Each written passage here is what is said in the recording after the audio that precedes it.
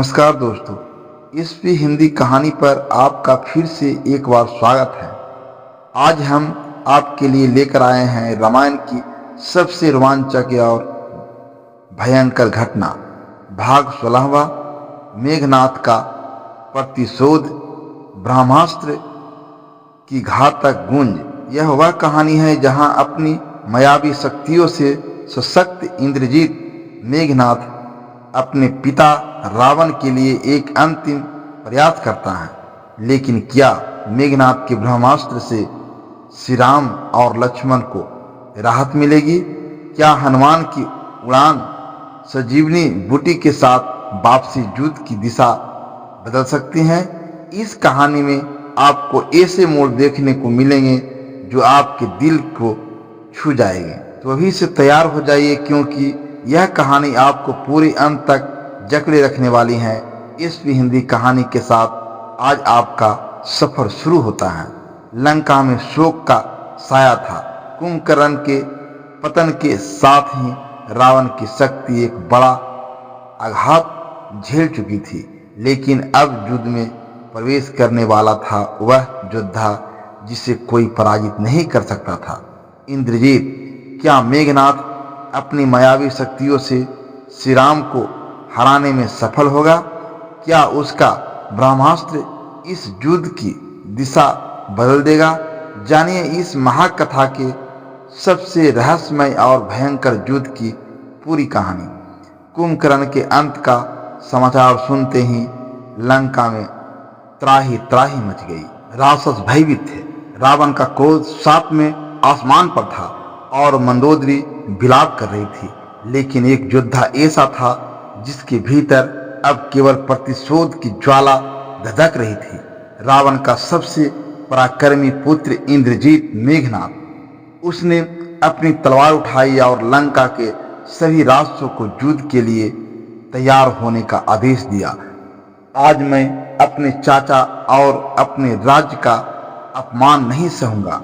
यह समय है कि मैं अपनी दिव्य शक्तियों का प्रयोग कर श्री राम को समाप्त कर दूं। रावण ने उसे आशीर्वाद दिया और कहा, मेघनाथ, तुम ही लंका की अंतिम आशा हो। जाओ और इस युद्ध को समाप्त करो। मेघनाथ मुस्कुराया और बोला, मैं राम और लक्ष्मण दोनों को अंत करूंगा।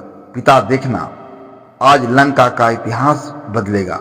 मेघनाथ युद्ध भूमि में पहुंचा, लेकिन उसने सीधे युद्ध करने के बजाय अपनी माया का सहारा लिया। वह एक विशेष यज्ञ करने चला गया जिससे उसे अमरता प्राप्त हो सकती थी।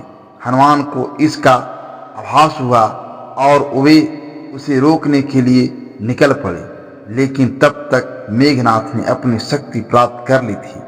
अब वह अदृश्य होकर आक्रमण कर सकता था। वानर सेना भयभीत हो गई। हर दिशा से बाण बरस रहे थे, लेकिन कहीं कोई योद्धा नहीं दिख रहा था।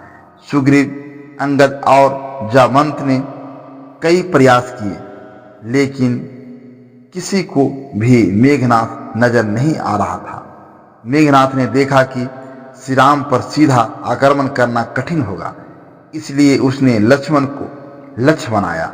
उसने अपने दिव्य अस्त्रों से लक्ष्मण पर प्रहार किया, जिससे लक्ष्मण के शरीर पर गहरे घाव हो गए।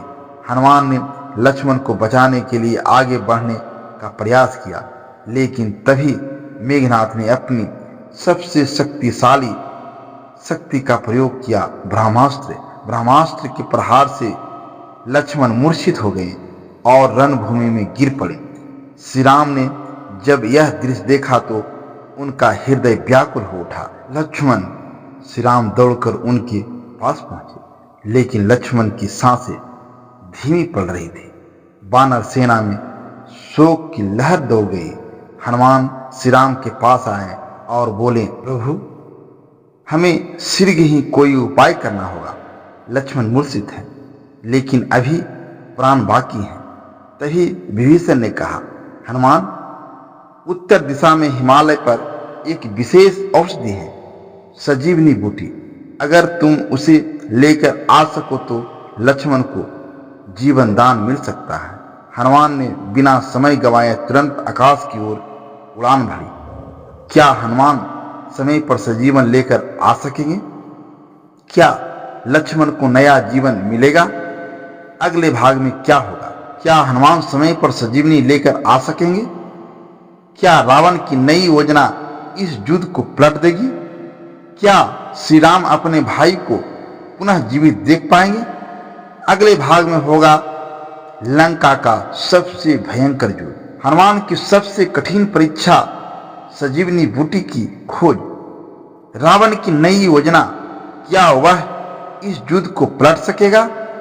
श्री राम का संकल्प, अब लंका का अंत निश्चित है। इस महाकथा का अगला भाग देखिए कल सुबह 5:05 सिर्फ आपके अपने चैनल एसपी हिंदी कहानी पर। दोस्तों, अगर यह कथा आपको रोमांचक लगी तो वीडियो को लाइक करें ताकि हमें पता चले कि आपको ऐसी और भी अद्भुत कहानियां चाहिए। कमेंट करके बताएं कि कहानी का सबसे रोमांचक हिस्सा कौन सा लगा। अगर आप रामायण और महाभारत की ऐसी ही रहस्यमयी कहानियां देखना चाहते हैं तो चैनल को सब्सक्राइब करना न भूलें। वीडियो को अपने दोस्तों और परिवार के साथ शेयर करें ताकि उन्हें भी इस महाकथा का आनंद मिल सके। मिलते हैं कल सुबह 5:05 अगली कड़ी में। तब तक जुड़े रहें एसपी हिंदी कहानी के साथ।